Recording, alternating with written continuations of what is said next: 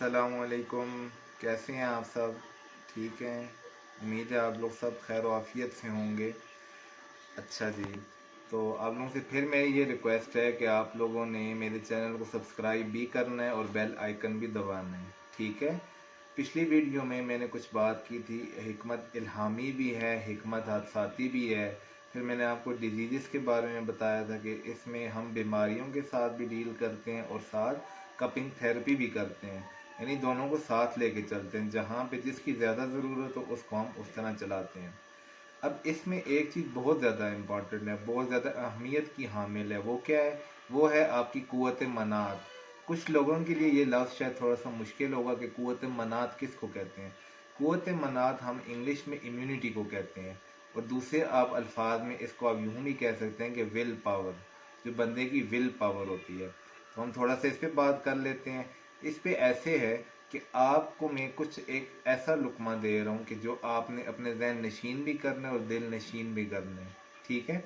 आपने इसको अपने दिलों की तख्तियों पे लिखना है ताकि आप इसको याद कर लें, इससे आपको फ़ायदा भी होगा, ठीक है? तो आप मेरी जो इन वीडियोस को हैं, इनको ये शॉर्ट वीडियोस हैं, इंस्टेंट वीडियोस हैं, आप लाजमी इनको सुने, ठीक है? आगे फॉरवर्ड करें, शेयर करें। आपको इससे फ़ायदा होगा, इंशाल्लाह आपको भी फ़ायदा होगा और आगे लोगों को भी फ़ायदा होगा, ठीक है?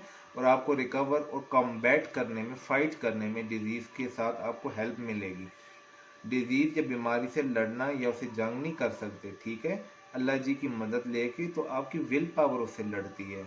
जो फॉरेन पार्टिकल आपकी बॉडी में आते हैं हम उसको एंटीजन कहते हैं, और उसके अगेंस्ट जो दायरा या इर्द गिर्द जो हाला बनाती हैं उसको हम एंटीबॉडीज़ कहते हैं, जो कि दिफा करती है आपकी बॉडी का, ठीक है?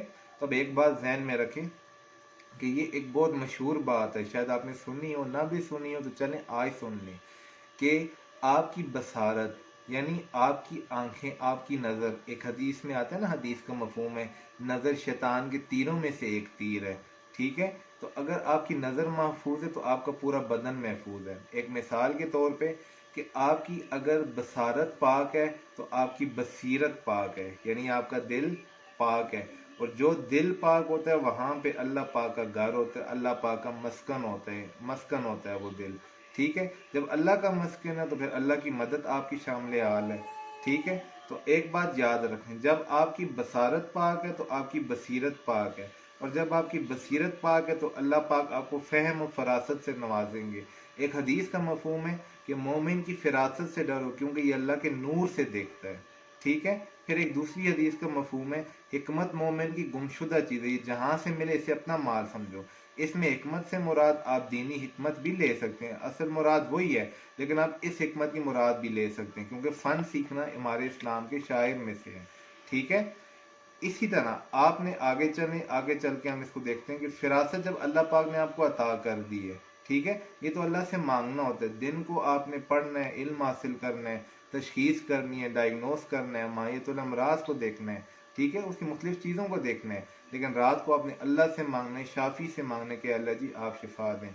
तो अब जो बात करने की थी वो ये है कि जब आपकी बसारत पाक है तो आपकी बसीरत पाक है, जब आपकी बसीरत पाक है तो अल्लाह पाक की तरफ से आपको मदद हासिल है, फिरासत मिलेगी। जब फिरासत मिलेगी तो आपको इल्हामी तौर पे भी अल्लाह पाक की तरफ से इल्म हासिल होगा।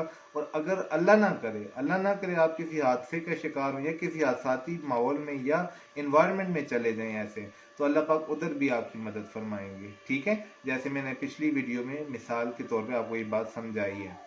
अब आपने एक बात ये समझनी है कि जो मैंने बसारत वाला आपको बताया, इसकी मैं आपको एक मिसाल दे देता हूँ, ठीक है?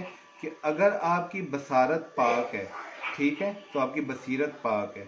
लेकिन अगर आपकी बसारत पाक नहीं है, अल्लाह ना करे, अल्लाह आप सबको बचाएं, लेकिन अगर पाक नहीं है तो होगा क्या कि आप बदनज़री का शिकार होंगे। बदनज़री का शिकार होंगे, आपका दिल कमज़ोर होगा, और आप जिस चीज़ की तलब, जिस चीज़ की हसरत में ये करेंगे तो वो दिल आपका कमज़ोर होगा, और जब आपका मरकज़ बदन दिल कमज़ोर होगा तो आपका पूरा जिस्म कमज़ोर होगा, ठीक है? तो आप फिर किसी काम के नहीं होंगे। इसलिए आपकी बसारत को पाक रखें, बसीरत भी हासिल करें और फिरासत भी हासिल करें। अब आपकी जो विल पावर है, जब आपकी बसारत पाक है तो आपकी विल पावर भी मजबूत होगी, ठीक है? इधर उधर कामों में नहीं लगेंगे तो अल्लाह पाक जैसे आपको रूहानी मदद भी हासिल होगी। तो विल पावर के लिए आपकी कुव्वत मनात जो है ये दो किस्म की होती है, ठीक है। एक कुव्वत मनात जो है वो जेनेटिकली आपकी इम्यूनिटी होती है, जेनेटिक इम्यूनिटी, ठीक है। दूसरी आपकी एक्वायर्ड इम्यूनिटी होती है। इसमें आगे मुख्तलिफ मिसालें हैं, हम उसको बाद में देखेंगे, ठीक है। इसकी मुख्तलिफ टाइप्स हैं, लेकिन इस चीज़ को आप ज़रा सा समझें कि विल पावर इंसान को बड़े से बड़ी बीमारी के साथ लड़ने में, कुव्वत मनात बढ़ाने में, उसके साथ उसको शिकस्त देने में और इंसान को उसके अगेंस्ट हेल्दी रखने में बहुत हेल्पफुल है।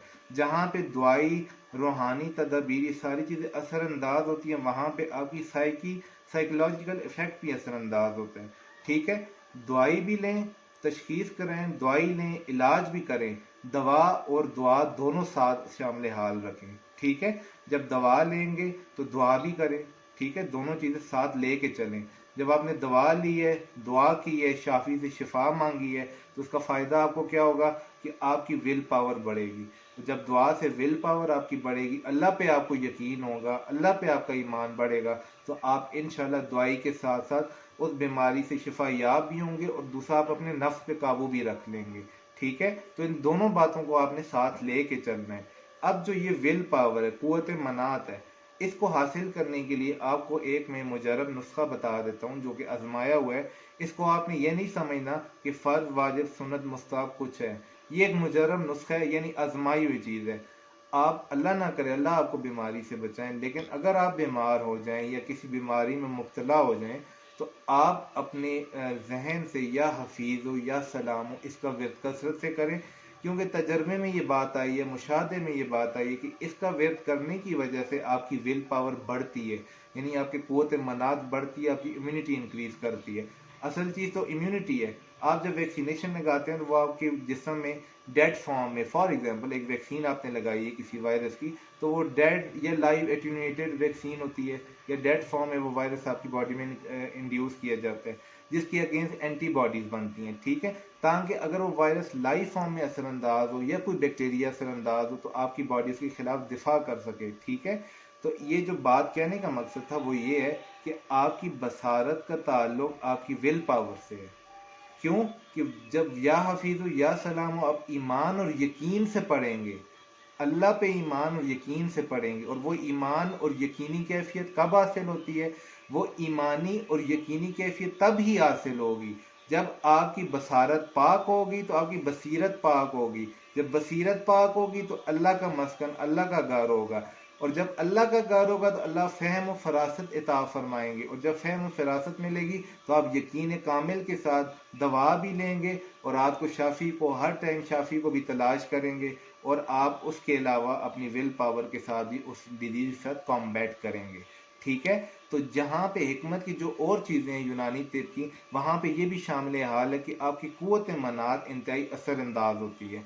बाज़ बीमारियाँ ऐसी हैं, अल्लाह पाक आप सबको, हम सबको मूजी अमराज से बचाएं, मूजी अमराज से हम सब की हिफाजत फरमाएं, आमीन।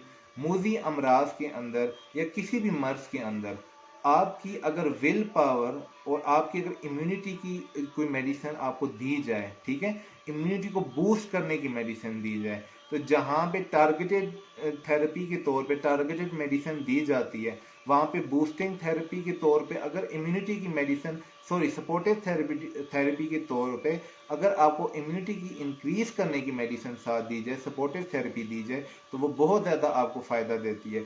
तो हम लोग अपनी हिकमत में, यूनानी तिब में इसी चीज़ पे फोकस करते हैं, जहाँ पे हम तशखीस करते हैं, डायग्नोसिस करते हैं। डायग्नोसिस मुख्तलिफ तरीके से है, माहियतुल अमराज है जिसको अंग्रेजी में पैथोलॉजी कहते हैं, क्लिनिकल पैथोलॉजी है, और पैथोलॉजीज़ हैं।